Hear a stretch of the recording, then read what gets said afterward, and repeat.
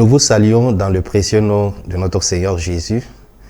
Nous sommes très contents de nous retrouver aujourd'hui sur cette plateforme pour pouvoir partager avec vous une méditation dans la parole de Dieu. Je bénis Dieu pour la grâce qu'il me fait de pouvoir me tenir devant vous pour qu'ensemble nous puissions parler de sa parole, de sa part, être instruits et apprendre quelque chose de nouveau. Je bénis Dieu également pour la vie de notre premier responsable, le révérend Emmanuel Kiemtoré et son épouse Mamaïna, que l'Éternel utilise pour nous faire du bien, que l'Éternel vous fortifie davantage et que l'Éternel vous amène davantage dans les hauteurs qu'il a prévues pour vous. Peuple de Dieu, nous vous disons merci, vous qui vous êtes disposés pour écouter et pour suivre. Nous prions qu'à l'issue de cet enseignement ou de ces moments de partage, vous puissiez ressortir avec quelque chose, une parole de l'Éternel, une bénédiction au nom de Jésus. Aujourd'hui, j'aimerais que nous parlons sur un thème qui m'a fait du bien, un sujet qui est d'actualité et qui intéresse beaucoup nous les enfants de Dieu qui voulons marcher et aller loin avec Dieu.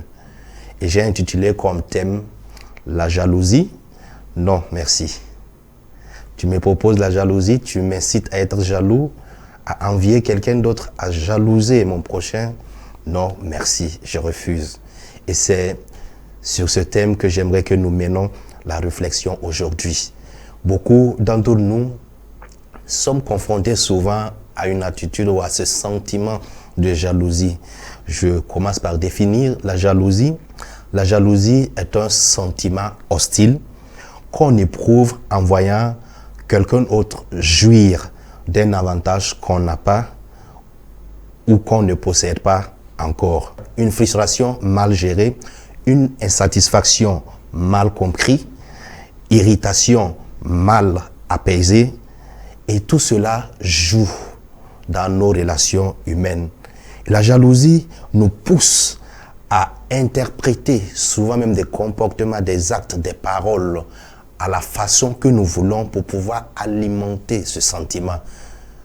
Quelqu'un peut avoir agi de manière ou quelqu'un peut avoir dit quelque chose, mais puisque la jalousie, ce sentiment est déjà en nous, nous anime, nous interprétons mal ces attitudes, ces comportements, nous interprétons mal le langage ou le message que la personne voulait rendre en parlant, en disant quelque chose pour alimenter ce sentiment qu'est la jalousie. Nous poursuivons en lisant un verset biblique dans Actes des Apôtres, dans les Actes des Apôtres, le chapitre 13, verset 45, qui dit « Les Juifs, voyant la foule, furent remplis de jalousie et ils s'opposaient à ce que disait Paul en lui contredisant et en l'injuriant. » C'est un sentiment très vilain.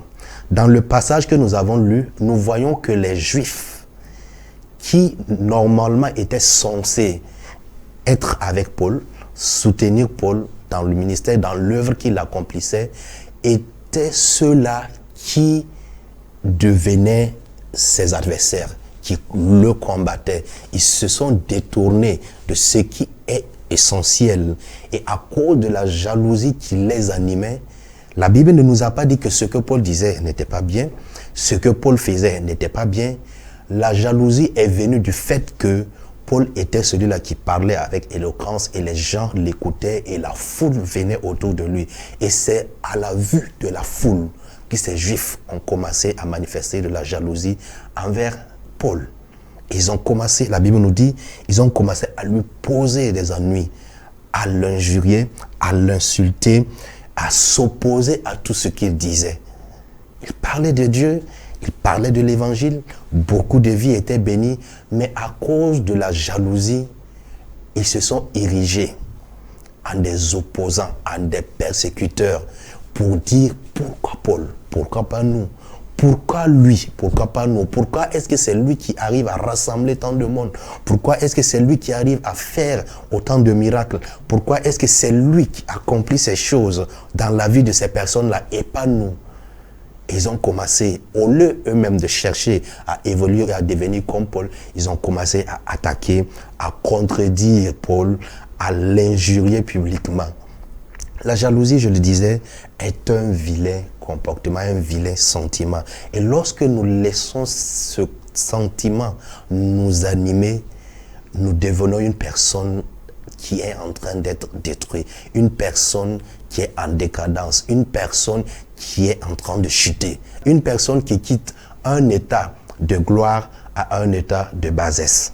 Et nous allons poursuivre et nous allons voir quelques éléments que la jalousie produit en nous. La jalousie est une porte qui s'ouvre en nous et laisse rentrer beaucoup de choses. Lorsque je commence à avoir ce sentiment et que je ne suis pas à mesure de le repousser, il devient une porte ouverte et beaucoup de mauvaises choses ont accès à ma vie.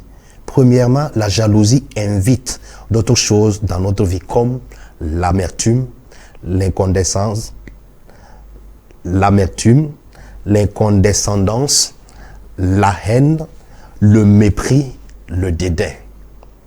Nous pouvions lire comme verset de référence Genèse 37, 4, où lorsque Joseph avait commencé à parler de ses rêves, à dire les choses, à avoir les visions, les révélations, il partageait ce qu'il avait reçu et qu'il était un bon enfant. Il avait l'amour, l'approbation du Père.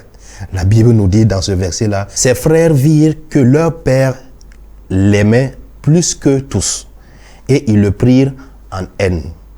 Ils ne pouvaient lui parler avec amitié. Ils ne pouvaient lui parler avec amitié. Ils avaient de l'amertume lorsqu'ils voyaient David. Ils avaient de l'amertume lorsqu'ils voyaient Joseph. Ils avaient de la haine lorsqu'ils le voyaient. Ils avaient du mépris lorsqu'ils le voyaient. Ils le dédaignaient. Ce que Joseph faisait ne le plaisait pas. Et la parole de Dieu dit, il ne pouvait l'adresser aucune parole avec amitié. Tout ce qu'il fait, même un simple bonjour de Joseph, était réprimandé par des cris. Garde ton bonjour. Qui veut ton bonjour? Des comportements en nous des comportements en nous que la jalousie produit. Il est important que nous sachions éviter ce sentiment qui ouvre la porte pour beaucoup de choses qui nous détruisent. L'amertume, tu deviens amer parce que juste tu es jaloux et tu souffres à la vue de quelqu'un. La personne n'est même peut-être pas au courant de toi, t'ignore carrément, ne sait même pas que son état te met dans des états et tu vis dans de l'amertume parce que tu as ouvert une porte par la jalousie. Le prochain point, la jalousie déforme ton caractère. Lorsqu'elle rentre, elle ouvre une porte et ton caractère commence à être déformé. Tu commences à te comporter d'une manière qui n'est pas tu n'es pas réellement ton état. Acte 13, 45, comme nous l'avions lu plus haut, les Juifs qui sont censés supporter, soutenir Paul, il n'y avait pas autre chose que Paul faisait qui était méchant, qui était mauvais. Paul ne faisait pas quelque chose de mauvais. Mais à la vue de la foule qui était autour de Paul, qui écoutait l'enseignement, qui écoutait le message, qui était béni, qui était délivré, ils ont commencé à se comporter et leur caractère a changé. Peut-être ils avaient un bon rapport avec Paul. Mais à la vue de la prospérité de Paul, lorsqu'il parle de l'évangile, lorsqu'il annonce, ils ont changé de comportement, ils ont changé de caractère. La jalousie en eux a fait qu'ils se sont transformés, non pas en des compagnons, en des amis, à des personnes qui soutiennent, mais à des opposants, à des personnes qui médisent, à des personnes qui insultent, à des personnes qui méprisent, à des personnes qui s'opposent. Non, nous ne voulons pas que ça se passe ici. Non, nous ne voulons pas que Paul fasse ça ici. Non, nous ne voulons pas qu'un tel fasse ça. Comment il se prend pour qui même? Pourquoi est-ce que c'est toujours lui? Tu commences à avoir un vilain caractère. Tu commences à te comporter d'une manière qui n'est pas réellement ce que tu es. Parce que tu es un enfant de Dieu. Tu es béni, tu es sauvé. La vie de Dieu est en toi, le caractère de Dieu est en toi. Mais la jalousie vient imprimer un autre comportement en toi, un autre caractère en toi. Et tu commences à devenir ce que tu n'es pas réellement. Après nous avoir détruits, nous amène à être nous aussi des destructeurs. Nous pouvons voir cela dans 1 Samuel 18, 6, lorsque Saül et David sont revenus du champ de bataille, lorsqu'ils étaient en train de rentrer dans la ville avec des cris de triomphe. La Bible nous dit, les femmes sont sorties, ils ont commencé à chanter, à danser, à dire, Saül a tué ses 1000, David ses 10 000. Que le nom de l'Éternel soit glorifié. Le point suivant, nous allons voir ici que la jalousie est un destructeur. Après vous avoir détruit, la jalousie fait de vous un destructeur. Après avoir détruit votre vie, après avoir détruit vos talents, vos capacités, vous détournez de votre objectif, la jalousie fait de vous un destructeur. Nous allons voir cela dans 1 Samuel 18, 6. Lorsque les enfants de Dieu revenaient triomphalement du champ de bataille après la victoire de David sur Saül, et c'était la joie partout, les gens sont sortis accueillir. Et nous allons lire, il est dit au verset 6, comme ils revenaient lors du retour de David après qu'il eut tué le Philistin, les femmes sortirent de toutes les villes d'Israël au devant du roi Saül, en chantant et en dansant au son des tambourins et des triangles et en poussant des cris de joie. Les femmes qui chantaient se répondaient les unes aux autres en disant, Saül a frappé ses 1000 et David ses 10 000. Saül fut très irrité et cela lui déplut. Et il dit, on a donné 10 000 à David et c'est à moi que l'on donne les 1000. Il ne lui manque plus que la royauté. Et Saül regarda David d'un mauvais œil à partir de ce jour et dans la suite. À partir de ce jour, dès qu'il a entendu ceci, et il a laissé la jalousie rentrer en lui.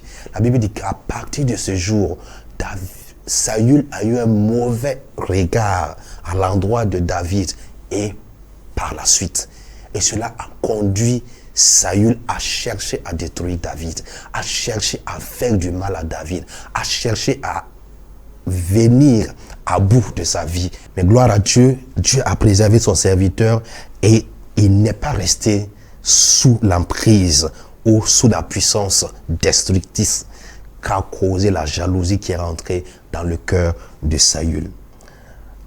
Un autre point, la jalousie est un sentiment qui ne doit pas exister dans le cœur des vrais enfants de Dieu. Lorsque je suis enfant de Dieu, lorsque je suis sauvé, lorsque je dis j'ai reçu Christ, je l'ai reçu comme mon sauveur, mon Seigneur, il a changé ma vie, il a transformé ma vie. Oh, si je vis, ce n'est plus moi qui vis, c'est Christ qui vit en moi, je suis une nouvelle créature. La jalousie ne doit pas être retrouvée dans ta vie, dans ton attitude, dans ton comportement, dans ta vie de tous les jours. La jalousie ne doit pas être retrouvée chez toi. Et il y a un très bon exemple dans la Bible que nous allons voir, qui est un exemple qui montre la grâce de Dieu qui peut être multipliée pour que le peuple de Dieu soit édifié. Dans Nombre 11, 27, la Bible nous dit dans ce passage, un jeune homme courut annoncer à Moïse et dit, Eldad et Médad prophétisent dans le camp. Et Josué, fils de Nun, serviteur de Moïse, depuis sa jeunesse, prit la parole et dit, Moïse, mon Seigneur, empêche-les. Moïse répondit, es-tu jaloux pour moi? C'est la meilleure question que nous devons poser. Et c'est la question que nous devons poser à toutes ces personnes qui viennent nous proposer la jalousie. Non, merci, j'en veux pas. Est-ce que tu es jaloux pour moi? Est-ce que tu es jaloux que quelqu'un d'autre puisse bénéficier des grâces de Dieu? Est-ce que tu es jaloux que quelqu'un d'autre soit utilisé par Dieu? Et Moïse poursuit et dit, ça m'est égal. Et je suis même plus heureux. Puisse tout le peuple de l'Éternel être composé de prophètes. Et veille l'Éternel mettre son esprit sur eux. Quoi de plus merveilleux? Quoi de plus merveilleux que l'Éternel mette sur eux son esprit, qu'il soit composé de prophètes. Oh, que tout le monde ait la connaissance exacte de Dieu, que tout le monde ait la capacité de communiquer, de causer avec Dieu, d'être conduit par son esprit. Ça serait plus simple, ça serait très agréable. Pourquoi est-ce que tu veux que je les empêche? Je ne veux pas avoir le monopole de Dieu seulement. Et Dieu ne veut pas m'utiliser seulement. Il y a beaucoup de personnes qui sont disposées. Pourquoi est-ce que tu veux que je sois jaloux? Puisse tout le peuple de l'Éternel être composé de prophètes. Puisse tout le peuple de l'Éternel être composé de riches. Puisse tout le peuple de l'Éternel être composé de personnes qui parlent de l'Éternel avec éloquence, qui parlent, qui propagent l'Évangile. Puisse tout le peuple de l'Éternel puisse être des personnes qui parlent à voix haute, qui témoignent, qui manifestent le royaume de Dieu. Puisse tout le peuple de l'Éternel puisse être composé de merveilleuses personnes. Puisse tout le peuple de personnes puisse être composé de personnes dont le cœur est adonné à Dieu. Des personnes dont le cœur bat pour l'évangile. Des personnes dont le zèle pour l'évangile explose. Puisse tout le peuple de l'Éternel puisse être composé de prophètes. C'est l'attitude que nous devrons avoir, nous qui sommes enfants de Dieu. Je refuse d'être jaloux. Oh, puisse Dieu le bénisse davantage. Oh, puisse Dieu le combler davantage. Oh, puisse Dieu l'élever davantage. Oh, je refuse d'être jaloux. Je refuse de compromettre. Je refuse d'ouvrir ma vie, d'ouvrir mon cœur à ce sentiment qui détruit. Car la jalousie détruit. Nous avons vu la fin de Saül. Nous avons vu également tous les exemples que nous avons pris. La fin des frères de Joseph. Il a fallu Joseph pour les sortir de la famine, pour les sauver. Puisse tout le peuple de l'Éternel, oh Joseph, notre frère, les frères pouvaient dire cela. Dieu merci que ce soit parmi nous qu'il a trouvé quelqu'un pour placer à hauteur. Puisse Dieu que Dieu soit glorifié puisqu'il a trouvé au milieu de nous quelqu'un qu'il va élever, oh qu'il va bénir. Oh, qu'il va honorer. Ça nous honore, c'est de notre famille qu'il sort. Joseph ne peut pas les laisser s'il était promu. Et nous avons vu, Joseph ne les a pas laissés dans la famine. Joseph est venu à leur secours. C'est un vilain comportement que nous devrons éviter. Non, merci. Je ne veux pas être jaloux. Non, je refuse. L'Éternel déteste et détruit ceux qui irritent le peuple par leur jalousie. Il y a des personnes qui irritent le peuple de Dieu par la jalousie. Ils sont jaloux et ils veulent communiquer leur jalousie et ils irritent le peuple de Dieu contre des serviteurs de Dieu, contre des personnes qui sont au service de l'Éternel, contre des personnes qui sont juste bénis, qui ont eu juste la visitation de Dieu. Quelqu'un qui souffrait pour le mariage, qui gagne le mariage, et voilà, on est jaloux, on commence à dire, ah, leur affaire là, on ne sait pas ce que ça va donner. Ah, certainement, c'est parce qu'il a duré dans le célibat qu'il s'engage comme ça. Oh, que Dieu les aide, oh, ils vont faire le malin ici, nous allons voir. Oh, puisse tout le peuple de l'Éternel être constitué de preuves, puisse tout le monde être béni. Dieu n'aime pas ceux qui irritent le peuple par leur jalousie. Pourquoi est-ce que tu veux contaminer ce vilain comportement? Pourquoi est-ce que tu veux amener les autres à détester l'œuvre que Dieu a accomplie? Pourquoi est-ce que tu veux amener les autres à polluer, à saboter le miracle? Pourquoi est-ce que tu veux amener les autres à détester, à dédaigner la gloire de Dieu qui est sur la vie de ton prochain? Pourquoi est-ce que tu veux faire cela? Un jour, dans le marche du peuple de Dieu dans le désert, lorsque Moïse les conduisait, nous pouvons voir ce récit dans le livre de Nombres au chapitre 16. Tout le chapitre parle de cet événement, de cette situation. Et cela m'a beaucoup touché de voir le peuple de Dieu, le peuple choisi, à un moment donné, qui s'est arrêté.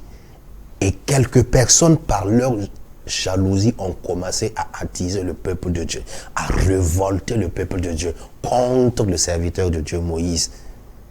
Est-ce que c'est toi seul que Dieu peut utiliser pour nous parler? Nous aussi, Dieu peut nous parler. Nous aussi, Dieu peut se révéler à nous. C'est même pas toi seul qui es saint ici. Nous aussi, nous sommes saints. Nous sommes sanctifiés. Quel est ton rôle dans la vie de tes frères et sœurs? Est-ce que tu attises le peuple de Dieu à la jalousie? Nous allons aller lire une petite portion. Nous n'allons pas pouvoir tout lire.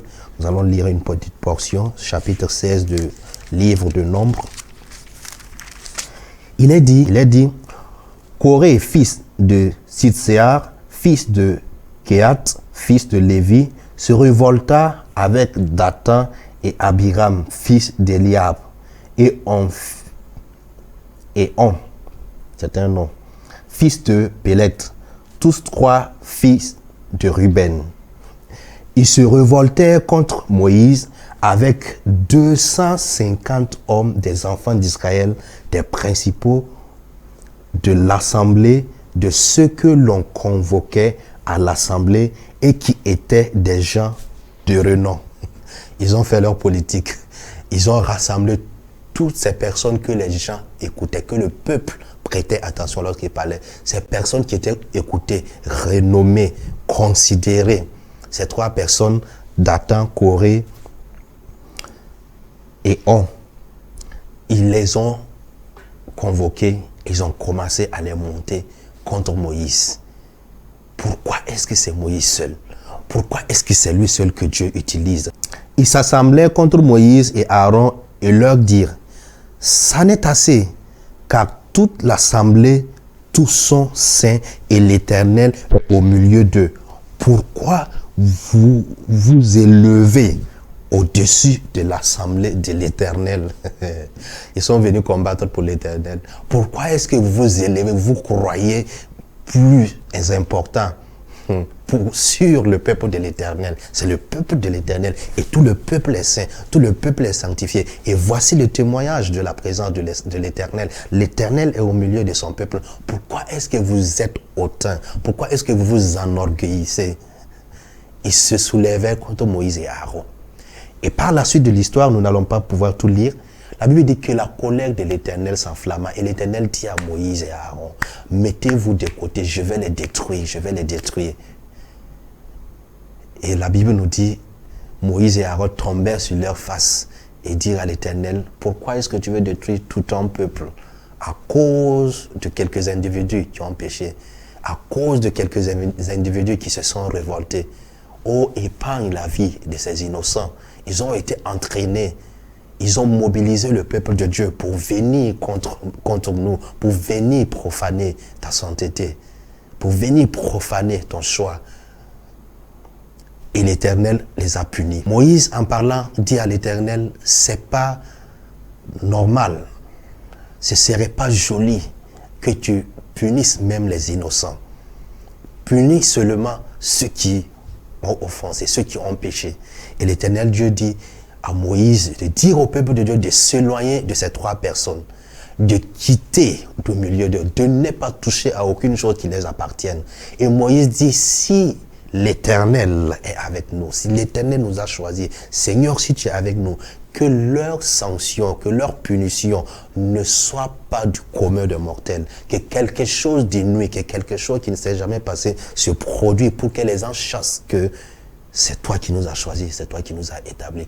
Il y a certaines personnes peut-être qui ne vont pas faire cette prière comme Moïse pour demander que l'Éternel te pardonne ou l'Éternel pardonne ceux qui t'ont entraîné dans la jalousie, l'Éternel te pardonne parce que tu as été entraîné dans la jalousie et l'Éternel pardonne parce que tu ne savais pas, au fait tu as écouté, tu n'as pas prêté attention. Peut-être il n'y aura pas le temps pour cette personne de prier de la sorte pour toi, pour que l'Éternel fasse la différence. L'objectif de Dieu, c'était de détruire tout le peuple. C'était de finir avec tout le monde. Et Dieu dit à Moïse, dit au peuple de s'écarter, quitte de laisser. Et c'est alors que la sanction de Dieu va venir. Et Moïse dit, Seigneur, montre par une punition différente qui n'a jamais existé que tu nous as choisis. Et la parole de Dieu dit que lorsque Moïse finissait de parler, en donnant le type de punition qui devrait être exercée, la terre s'ouvrit et engloba toutes ces personnes qui descendaient vivants du séjour de la mort. Et le peuple s'enfuit en criant.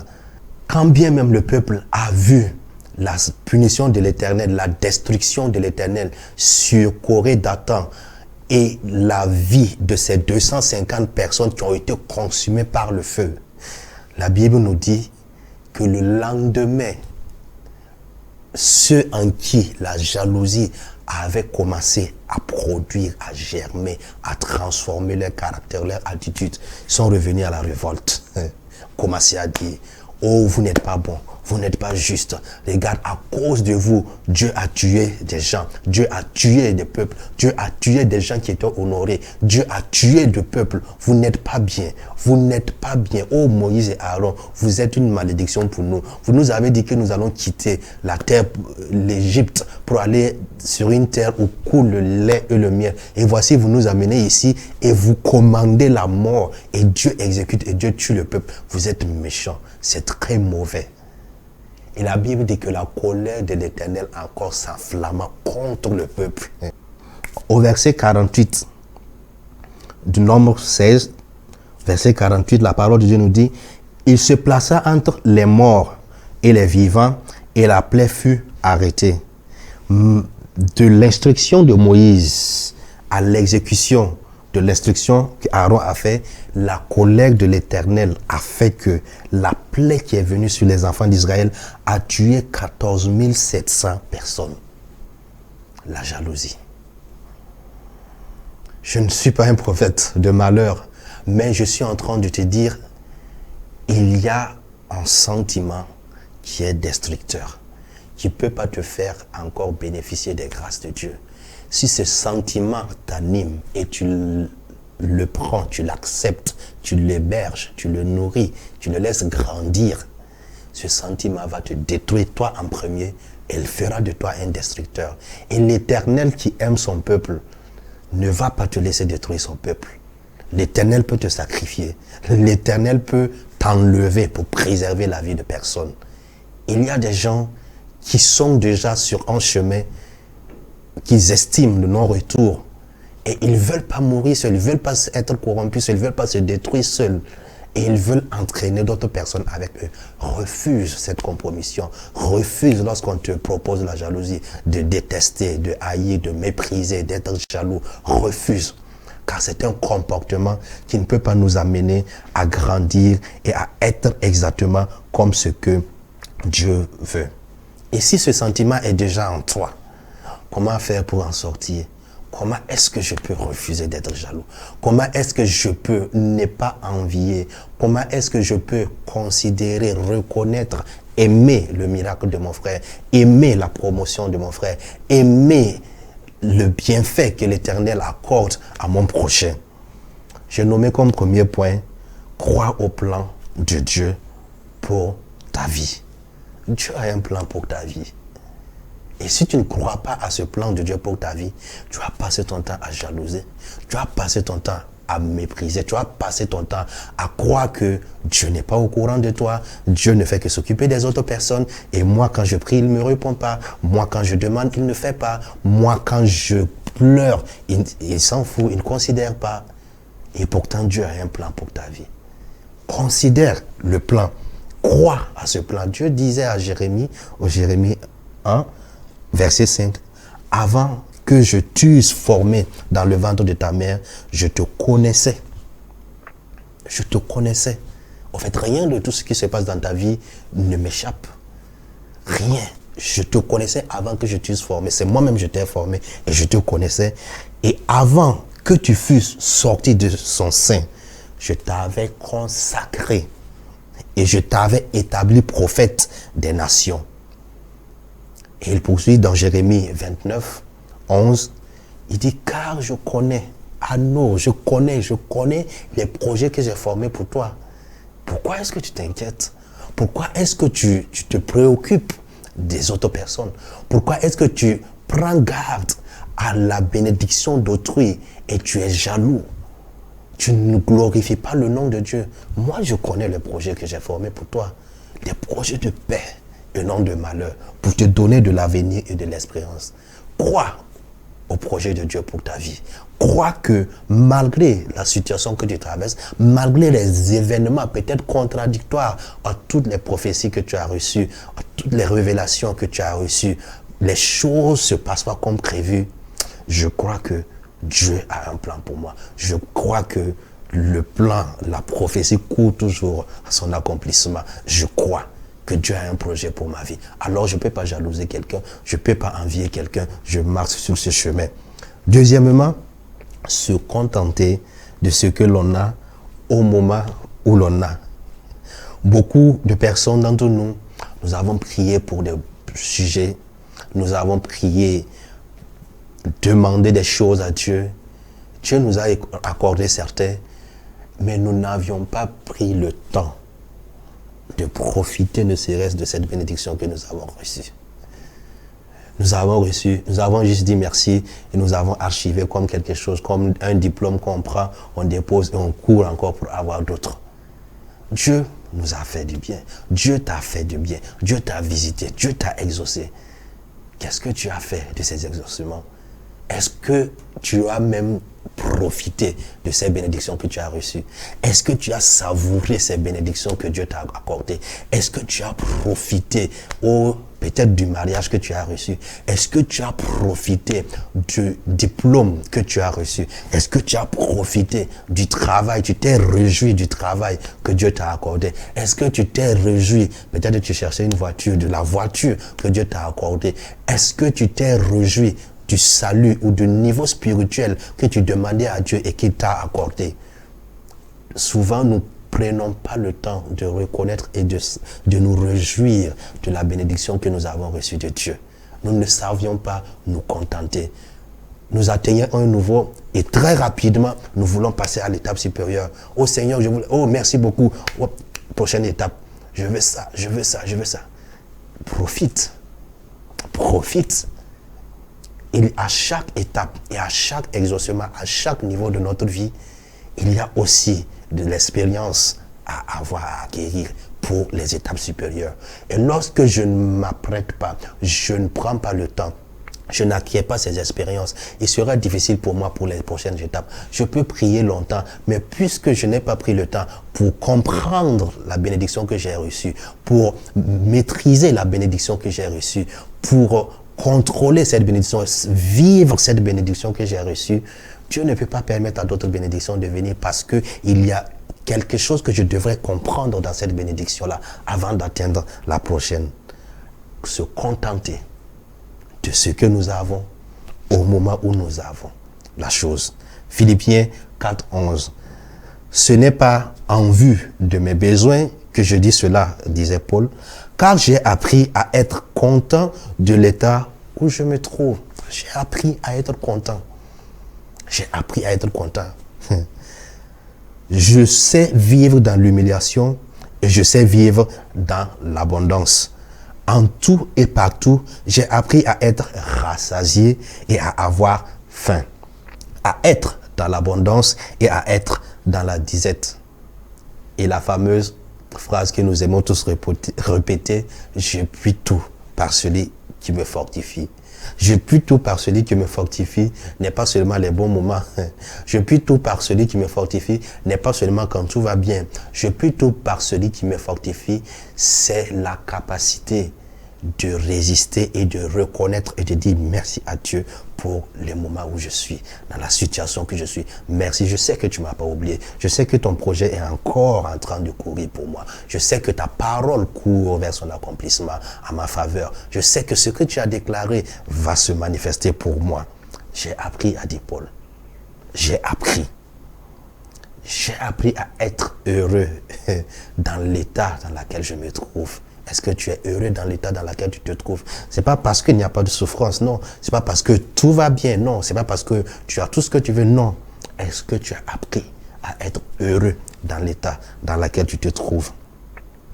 Genèse 3, 1, 5. C'est la capacité que nous avons de ne pas être satisfait de la vie que nous avons telle qu'elle nous a été donnée par Dieu. J'ai beaucoup de choses, mais il me manque encore quelque chose. Il y a beaucoup de personnes, quand tu arrives et que tu vois leur vie, tu sens qu'ils sont des éternels insatisfaits. Dans Genèse 3, 1, 5, il est question de la chute de l'humanité, la graine de l'insatisfaction. La Bible nous dit que Ève arrive sous l'arbre et commence à regarder, à observer. Et le serpent commence à lui poser la question. Est-ce que vous êtes sûr que ce que Dieu vous a dit, est-ce que vous êtes sûr? Il dit, oui, je suis sûr. Dieu a dit, nous ne devons pas manger de ce fruit. Lorsque nous allons manger, nous y allons souffrir, nous allons mourir. Et Satan dit, non. Au fait, il y a mieux, il y a quelque chose derrière que vous ne voyez pas. Dieu est en train de vous cacher quelque chose. Si c'est que le jour où vous allez manger, vos yeux vont s'ouvrir et vous allez devenir comme lui. Vous allez connaître la différence entre ce qui est bien et ce qui est mal. Et Ève a eu envie de découvrir, d'apprendre quelque chose de nouveau, d'avoir quelque chose de nouveau dans ce que Dieu a créé et dans ce que Dieu a donné. Et beaucoup d'entre nous, nous écoutons toujours la voix du serpent qui dit, Dieu t'a donné ça, Dieu t'a accordé ça. Mais il pouvait faire mieux, il pouvait donner plus. Il sait que s'il te donne ça, tu vas être puissant. Oh, les gens vont t'admirer, les gens vont t'acclamer. Tu vas être très éloquent, tu vas faire des choses merveilleuses. Et nous commençons à ne pas considérer ce que Dieu nous a donné déjà et chercher encore plus. Combien de personnes ont des bénédictions, mais ils sont malheureux? Tu as ton diplôme que tu cherchais, mais tu n'as pas la joie. Tu as le mariage que tu priais, que tu jeûnais, que tu cherchais, mais tu n'as pas la joie. Tu as la maison que tu as travaillé tant pour pouvoir construire, la peine que tu t'es donnée. Oh, mais il manque la joie. La voiture de tes rêves, peut-être que tu cherchais, que tu as eu. Tu as eu la voiture. Tu es rentre, mais tu n'as pas la joie. Pourquoi? Nous ne savions pas souvent nous contenter, apprécier ce que Dieu nous a donné. Dieu a donné quelque chose. Dieu t'a béni. Considère ces choses et sois heureux avec ces choses. Et c'est ce que Paul disait. J'ai appris à être heureux. Apprends à être heureux avec ce que tu as. Cela va t'éviter d'être jaloux de la vie de quelqu'un. Qu'est-ce qui prouve que la personne est heureuse avec ce qu'il a? Qu'est-ce qui prouve que la personne profite de ce qu'il a? Qu'est-ce qui prouve que ce qu'il a comme bénédiction est réellement une bénédiction pour lui? Tu peux penser que c'est l'Éternel qui bénit, mais ce n'est pas l'Éternel qui l'a béni. Et tu envies, tu jalouses le mal, le mauvais. Que l'Éternel nous aide afin que nous puissions sortir et enlever ce sentiment-là, ce sentiment d'insatisfaction dans notre vie, afin de pouvoir nous contenter et être heureux avec ce que Dieu nous a donné. Troisièmement, travailler sur soi-même pour développer ses talents et ses dons. Il ne sert à rien d'envier, il ne sert à rien d'être jaloux. À chacun de nous, Dieu a placé quelque chose. Et celui que tu vois, tu envies, il fait, il accomplit, à travailler pour développer son potentiel, à travailler pour avoir ce qu'il a, à travailler et à développer ce point peut-être que tu jalouses. Toi aussi, Dieu a mis des choses en toi. Dieu a mis quelque chose en toi. Dieu a mis des capacités en toi. Dieu t'a donné des talents. Et il faut que tu travailles, que tu te donnes de la peine pour pouvoir développer ces capacités et ces talents que Dieu a mis en toi. En Timothée 4, 15 dit, Paul qui parlait à Timothée, il dit, occupe-toi de ces choses, donne-toi tout entier à elle, afin que tes progrès soient évidents pour tous. Donne-toi tout entier en elle. Occupe-toi de ces choses. Donne-toi tout entier en eux. Beaucoup de personnes ne sont pas consistants dans ce qu'ils font. Ils ne se donnent pas tout entier dans ce qu'ils font. Ils ne s'occupent pas des choses ou des affaires qui les concernent. Alors il n'y a pas de production, il n'y a pas d'amélioration, il n'y a pas d'évolution. Et tu penses que Dieu ne t'a pas accordé quelque chose. Non, il suffit juste que tu appliques de l'abnégation, tu appliques une certaine rigueur, tu appliques la discipline. Et tu vas voir que beaucoup de choses vont se développer en toi. Ce n'est pas la peine d'être jaloux. Ce n'est pas la peine d'envier. En toi aussi, il y a quelque chose. Travaille à cette chose-là. Travaille à révéler. Et la parole de Dieu nous dit que la création toute entière attend la manifestation des fils de Dieu. Si tu es fils de Dieu et que tu ne te manifestes pas, la création soupire, la création. Quand est-ce qu'il va s'appliquer à ces choses? Quand est-ce qu'il va se donner tout entier à cela? Quand est-ce qu'il va mettre de l'abnégation? Il va s'appliquer afin que ce qui est en lui puisse sortir pour que la création, nous, la création bénéficie. La création, je ne sais pas, en parlant de la création, tu penses à quoi? La création, c'est nous. La création, c'est ton frère. La création, c'est ta soeur. La création, c'est tout ce qui t'entoure, les personnes et toutes ces choses. Quelqu'un à côté de toi doit bénéficier de ce que Dieu a mis en toi. Et lorsque tu vas passer ton temps à jalouser quelqu'un, tu vas ignorer tout ce que Dieu a mis en toi. Parce que tu ne vas pas pouvoir regarder à ton intérieur et découvrir le potentiel que Dieu a mis. Et pourtant, Dieu a placé quelque chose en toi que tu peux développer et que tu vas glorifier le nom de Dieu avec cela. Ce n'est pas la peine d'envier. Travaille à cela. Occupe-toi à cela. Donne-toi tout entier à cela. Jésus, en parlant de talent, dit à un, il a été donné 5, à l'autre 2 et au dernier 1. Souvent, il y a des gens qui ont un talent et qui jalousent ceux qui ont 5 talents. C'est pas que tu seras jugé par rapport à celui de 5 talents. Non. Dieu est juste. Et Dieu juge nos intentions. Et c'est lui qui sait les capacités qu'il a mis en nous. Tu peux avoir la volonté d'accomplir des choses, des merveilles, de faire les prouesses de quelqu'un qui a reçu 5 talents. Mais en utilisant tes 1 talent, tu satisfais déjà le cœur de Dieu. Utilise complètement, convenablement tes 1 talent. Ne l'enterre pas. Parce que tu as vu celui qui a les 10 talents, les 5 talents multipliés et il est arrivé à 10. Toi, si tu multiplies tes 1 talent, tu seras à 2. C'est pas mauvais. C'est Dieu qui a mis le 1 en toi. C'est Dieu qui a mis le 1 en toi. Celui qui a le 10, il ne faut pas le jalouser. Bénis Dieu pour sa vie. C'est Dieu qui a la capacité de la sorte. Mais j'ai reçu 1 talent, j'ai reçu 2 talents. Je m'applique à ce que les talents que j'ai reçus, je puisse les multiplier moi aussi à mon tour pour que, au retour du maître, il puisse être heureux. Que tes 1 talent ne te fasse pas envier ou jalouser celui qui a les 5 talents. Que tes 2 talents ne te fassent pas envier ou jalouser celui qui a les 5 talents. Que tes 5 talents ne te fassent pas mépriser celui qui a le 1 talent ou celui qui a le 2 talents. À chacun de nous, Dieu a donné selon la capacité, selon ce qu'il peut gérer, selon ce qu'il peut maîtriser. Et à chacun de nous, nous avons la capacité et la force pour accomplir ces choses. Et je nous encourage à ce que nous travaillons sur le plan. Et je nous encourage afin que nous travaillions à développer ces capacités, ces talents que Dieu a mis en nous. J'ai 1 talent, c'est parfait. C'est selon la mesure que Dieu m'a donnée. Tu as 2 talents, oh c'est parfait. Tu as 5 talents, c'est parfait. Applique-toi, travaille à développer ces talents. Et pour terminer, 4, prier pour la personne pour qui tu es jaloux. Si tu vois quelqu'un pour qui tu es jaloux, que tu jalouses, prie pour la personne. Et dis, Seigneur, oh bénis encore cette personne. Oh, donne-lui de prospérer davantage. Élève-le davantage. Je ne veux pas nourrir ce comportement-là. Je ne veux pas nourrir cette attitude-là. Oh Seigneur, visite, bénis-le, élève-le davantage. Qu'il puisse être encore et encore et davantage une bénédiction pour de multiples personnes. Qu'il puisse utiliser les capacités que tu as mis en lui. Prie pour cette personne. C'est ce que Moïse a fait lorsque le jeune homme a couru et que Josué a soutenu. Il dit, oh, puisse tout le peuple de l'Éternel être composé de prophètes.